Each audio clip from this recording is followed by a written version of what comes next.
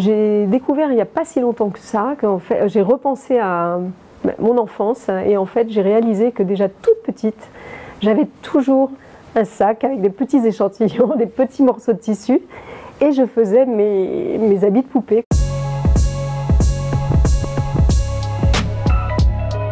Je m'appelle Sandrine Delumeau, je suis modéliste depuis plus de 30 ans. Après avoir travaillé en freelance, avoir enseigné, avoir travaillé comme salarié, comme modéliste, je fais maintenant mes propres créations en faisant surtout appel au ce qu'on appelle le recyclage pour revaloriser les tissus, les stocks dormants et particulièrement des échantillons de tissus. Alors, je travaille beaucoup avec la soie, des échantillons pour leur redonner une seconde vie. Alors, le métier de modéliste, c'est un métier d'interprète. En fait, on travaille en étroite collaboration avec les stylistes. Les stylistes, donc les designers ou les directeurs artistiques, vont concevoir une collection, la dessiner.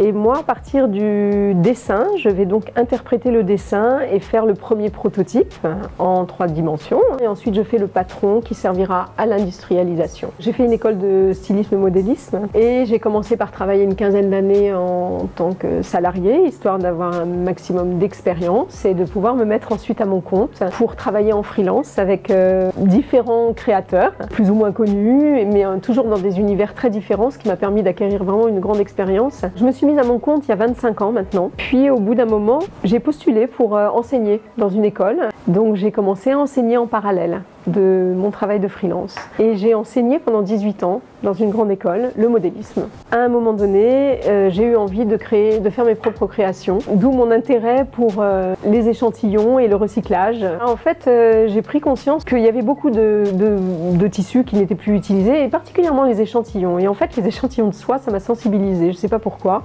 Les imprimés, les couleurs, puis cette matière noble, en fait. Et du coup, j'ai commencé avec 2-3 premiers échantillons. J'ai fait un premier foulard, et puis on m'a dit « Ah, mais c'est joli ce que tu fais !» Donc voilà, j'ai continué. Et je fais maintenant, en fait, je présente mon travail sur des salons d'artisanat d'art et de métiers d'art. Je travaille surtout sur des foulards en différents formats, des grandes écharpes, des petits tours de cou comme ce que j'ai là, voilà, différents formats selon l'inspiration. Je fais aussi des tops, des robes, toujours avec l'idée de faire des pièces uniques et toujours avec cette idée de recyclage. C'est-à-dire que je vais utiliser une partie, toujours des échantillons, je ne sais pas pourquoi, c'est parce que j'ai accès à ça. Donc je vais mélanger des tissus, différents tissus et faire des pièces uniques. Mes foulards, en fait, ça va de 55 € à 120, 130 €, ça dépend des pièces qui sont plus ou moins composées. Donc c'est vrai que c'est un budget, mais ce sont des pièces 100% soie, ce ne sont que des pièces uniques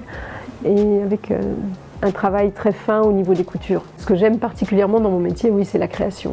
Voilà, ça c'est évident que quand on a un esprit créatif, c'est difficile de s'arrêter. Ce que j'aime, c'est la variété aussi, puisque j'ai ce luxe-là de travailler toute seule, de travailler à mon compte. Donc je peux organiser mon temps comme je le souhaite. Et ce que j'aime aussi, c'est cette alternance entre être seule dans mon atelier et être vraiment plongée dans ma création et être au contact des clients en exposant sur les salons. Ça, c'est très important parce qu'on a un vrai retour, une transmission d'émotions. J'ai réalisé il y a très peu de temps que depuis toute petite, j'avais toujours un petit sac avec des petits bouts de tissu et je faisais les habits de mes poupées. Et puis avant de faire mon école de modélisme, en fait, quand j'étais adolescente, je me faisais mes maillots de bain, j'allais acheter un tissu, je le posais par terre, je coupais une robe dedans, je faisais pas attention au sens du tissu, je faisais attention à rien. Il y avait une grande liberté, beaucoup plus que maintenant. J'ai grandi dans les Yvelines, j'ai toujours été, j'étais au lycée à Versailles, voilà, je suis toujours restée dans la région. Et en fait, c'est parce que j'ai une amie qui fait de la peinture sur textile, qui travaille juste à côté, qui m'a présenté son atelier ici. J'ai trouvé ça très pratique et très sympathique d'avoir quand même du contact avec des colocataires. Il y a beaucoup de gens qui me demandent si je ne donnerais pas des cours de couture. Et c'est vrai que j'adore transmettre, donc je pense que je vais reproposer des cours de couture. C'est ce que j'ai prévu cette année, ici, dans mon atelier. Ce que j'aime, c'est de voir le progrès, en fait. Les gens qui commencent, qui savent peu ou très peu de choses et qui vont se donner du mal et qui vont être à l'écoute, qui sont en demande aussi et qui vont finalement faire des grands progrès parce que c'est ça le but, hein, et ça, je trouve que c'est très émouvant.